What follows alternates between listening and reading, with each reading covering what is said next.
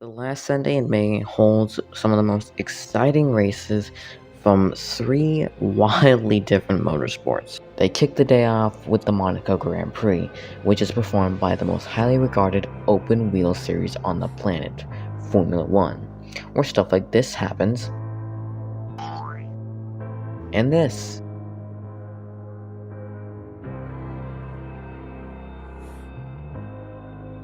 Okay, I won't spoil anything I have from Monaco, so let's just move on from this mess. After they wrap up in Europe, we head across the pond to the US, for the race that everyone knows. The one that all IndyCar drivers mark on their calendar. The Indy 500. Moving on to the last and longest event of the day, which is of course hosted by the quote-unquote idiots over at NASCAR.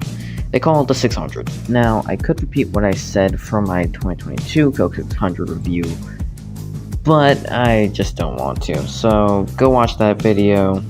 All I'm gonna say is that the Coke 600 is either a snooze fest or an absolute banger. Right, yes, Monaco. Okay, let me set the scene for you.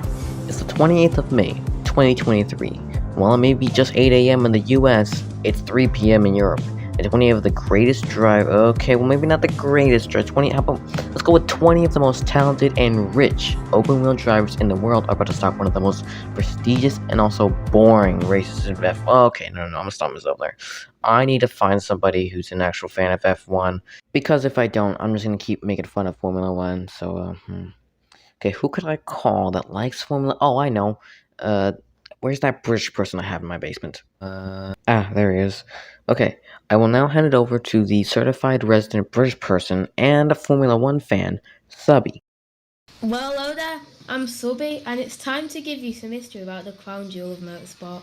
The city state has seen the F1 circuit visit since 1929, taking a break through the war.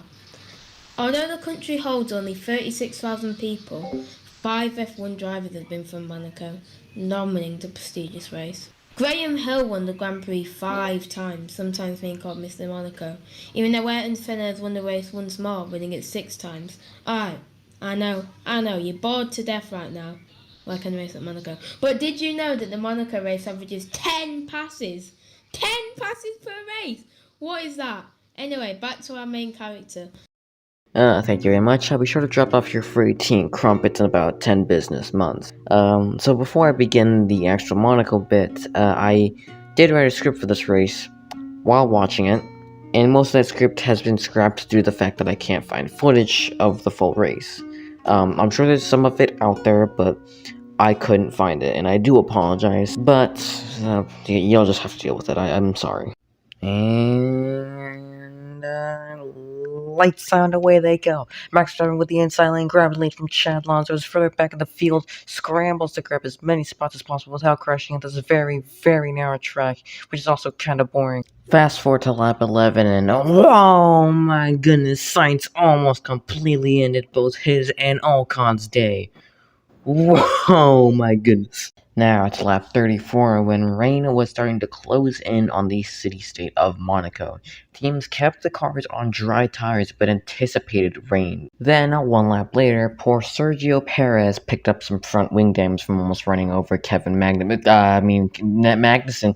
By lap 55, the track was wet enough to where drivers started boxing, or in American talk, making a pit stop, putting on the wet tires because they were losing time on the slicks. Oh, Carlos Sainz has gone around, and there is no caution. Okay, that's a bit weird of a call, considering I'm a NASCAR fan, but it's their sport, not ours. Then this happened. I don't know what's going on here at all. Meanwhile, in Lance Stroll land, yep.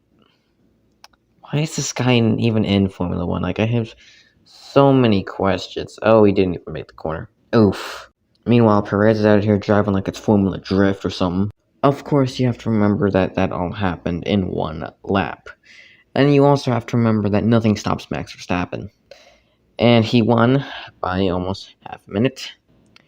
I don't know how people watch this sport, to be honest, but yeah, that would cap off the first of 3 races that would happen that evening, or was planned to. And it looks like the next event will be, yes, the Indy 500.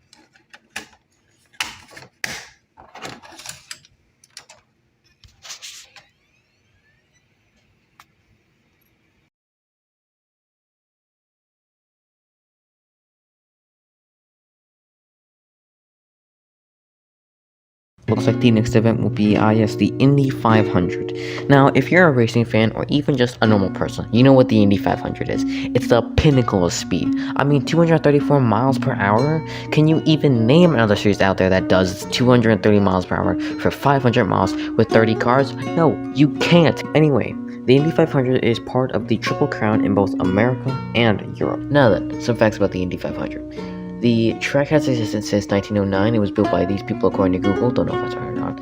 Indianapolis itself is a 2.5 mile long track with 4 corners, and it is unique from NASCAR's version of 2.5 mile long tracks in that it looks more like a rectangle than it does a triangle. The first Indy 500 was hosted in 1911, and it was won by Ray Huron with an average speed of 75 miles an hour. 25 miles, I could go faster than that in my 2007 Toyota Corolla. So then, why is the Indy 500 so prestigious?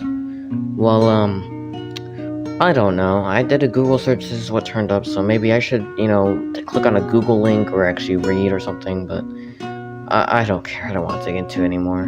Now, the Indy 500 is a series ran by IndyCar, and IndyCar is a series which began in 1909, and since then they have had so much. I cannot explain how many renames and splits and just absolute trash I do not want to go into, because I have tried and tried to understand it, but I could not for the life of me. All you need to know is that this thing right here is called an Indy car. You know what? Forget it. Less history, more racing. So then, let me set the scene for you once again. Same day as before, 28th of May, 2023. It is now 12:30 p.m. Eastern Time, and 33 cars are about to get ready to go. Oh yeah, I forgot to mention that the Indy 500 starts as 3x3x3. Really, really cool, am I right? This is, and always will be, the greatest spectacle in racing. This is the Indianapolis 500.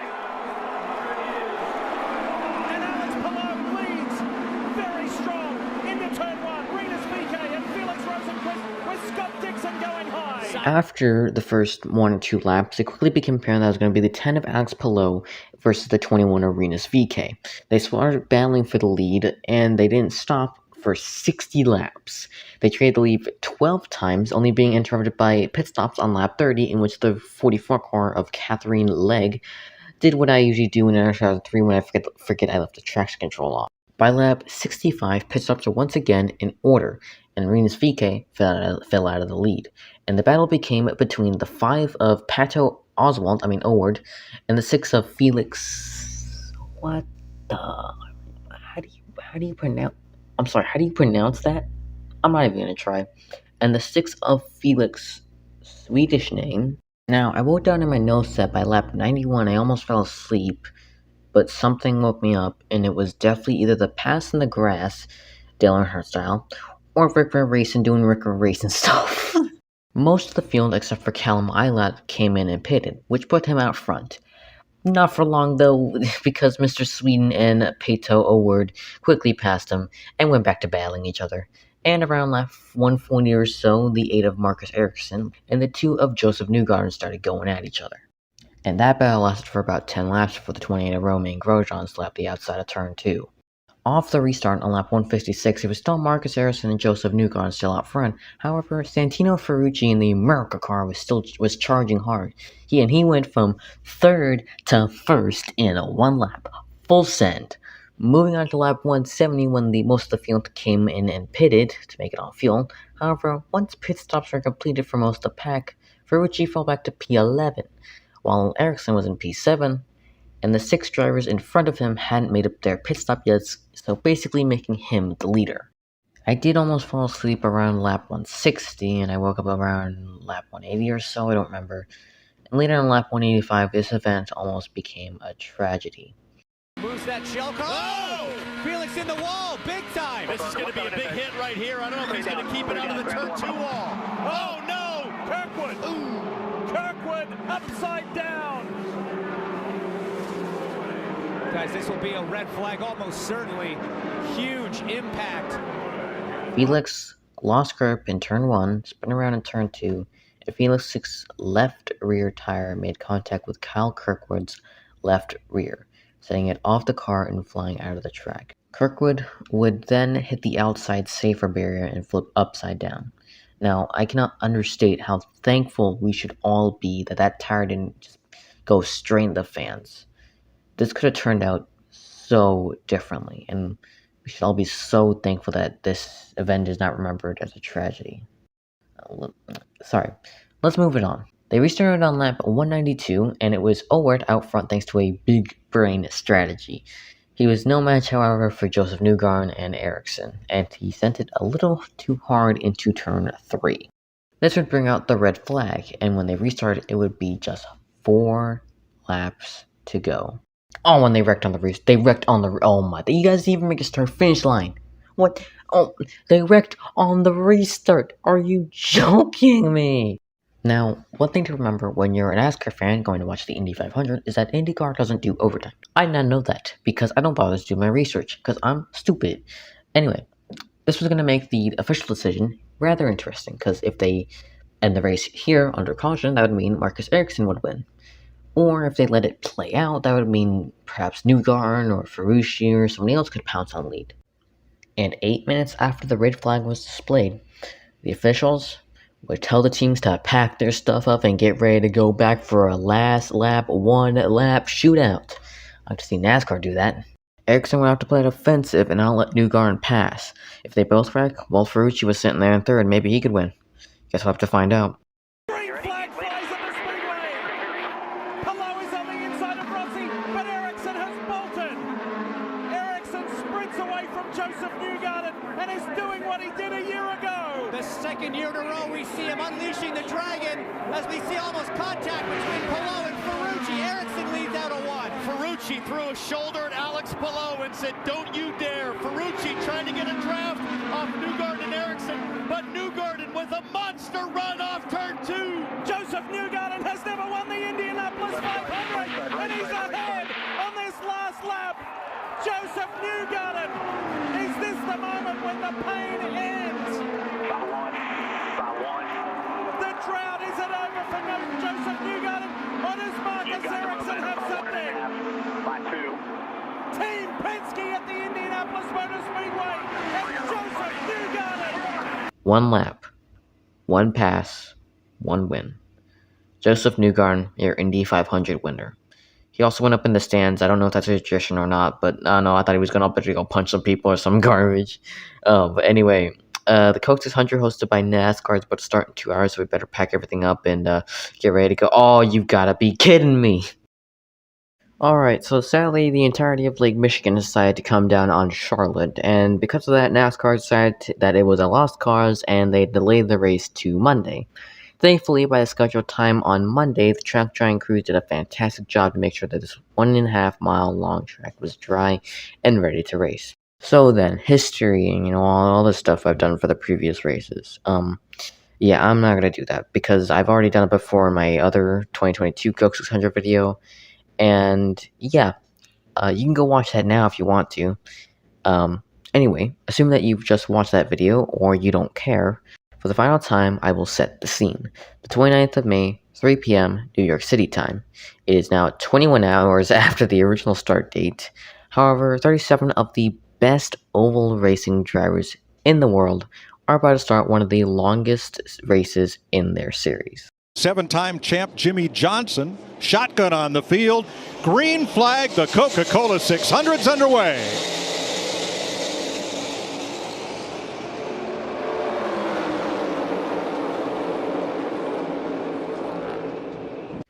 Off the start, it was the 24 of William Byron out front by quite the margin, until Hamlin, last year's Coke 600 winner, got past the 4 car of Kevin Harvick. And then Hamlin passed William Byron and checked out. However, by lap 31, the 20 of Christopher Bell got up to second and passed Hamlin. And Bell would lead the field until a competition caution, where William Byron and Ryan Blaney, thanks to good pit stops, would line up on the front row for the lap 42 restart.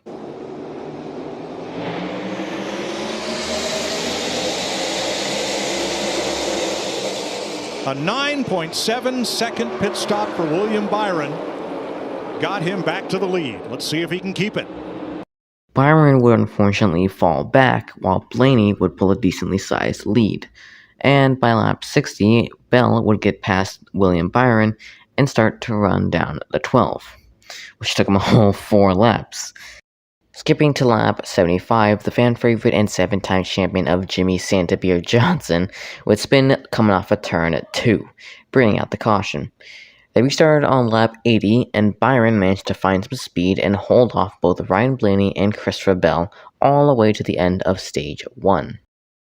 We got back underway on lap 108, and it was pretty much the same crowd as before, aka the 24, the 20, and the 12, before the bright blue 45 of Tyler Reddick started charging hard and got past both the 12 and the 24, and he started chasing down Christopher Bell.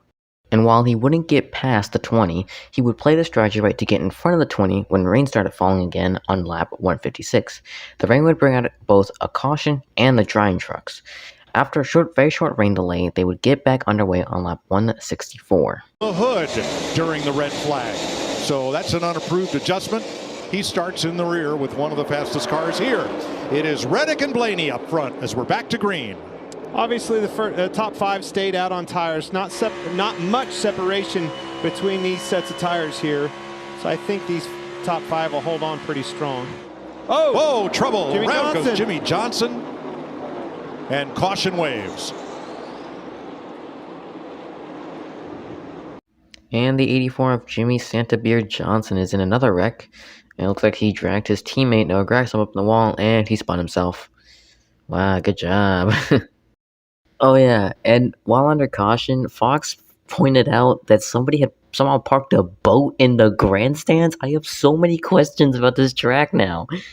Anyway, let's try this again. Lap 170, restart. Blaney versus Reddick. Straight away as we go back to green. Tyler Reddick, Martin Truex, Ryan Blaney up there. Those two would battle it out until lap 176 when Kyle Busch would get loose and spin off of turn 2. Then he pulled a toe mater. They restarted on lap 182, but they would only stay green for 3 laps before, once again, they would get another caution. Oh, trouble, front straightaway. Hard in the wall goes Hamlin. Chase Elliott.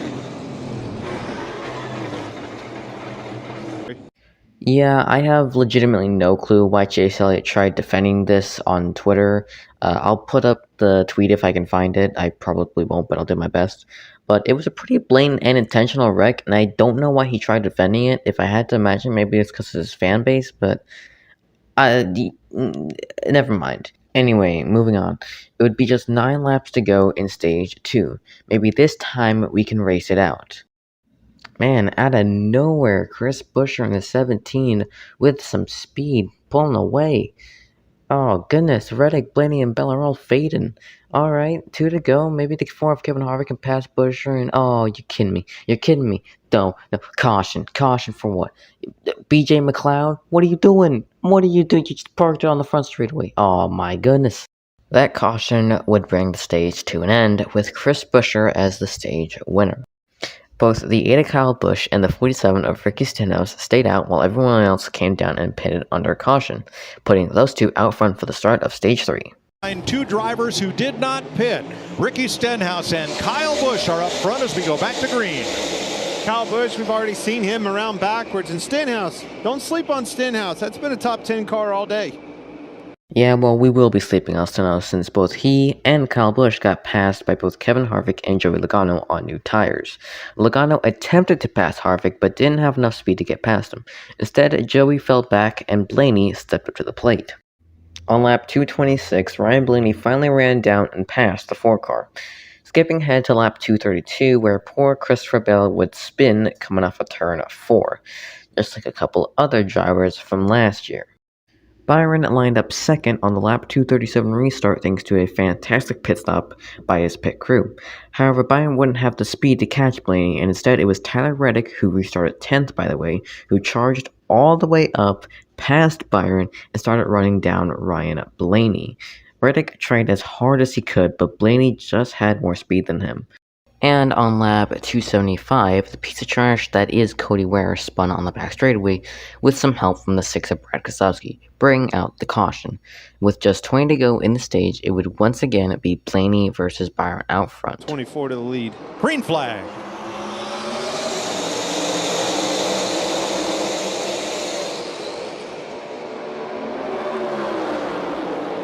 Blaney pretty quickly got past Byron and took back his lead.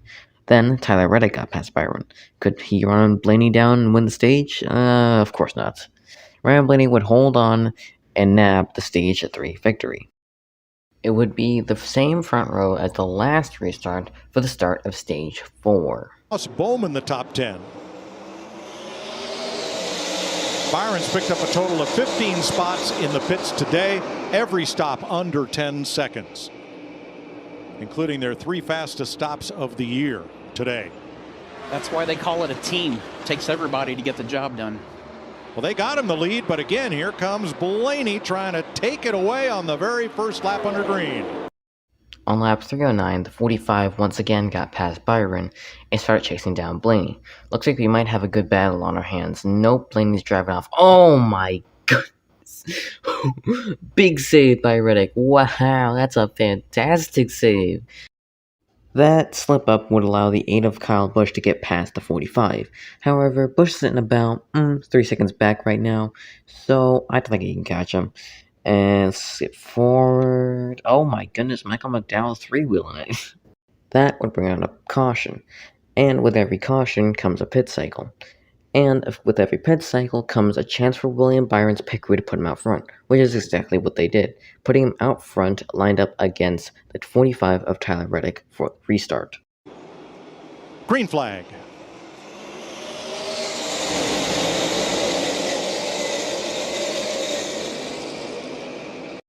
For once, William Byron actually managed to not get passed on the first lap, and in fact, Tyler Reddick quickly got passed on the first lap by both Kyle Busch and Kyle Larson, running second and third, attempting to run down Byron.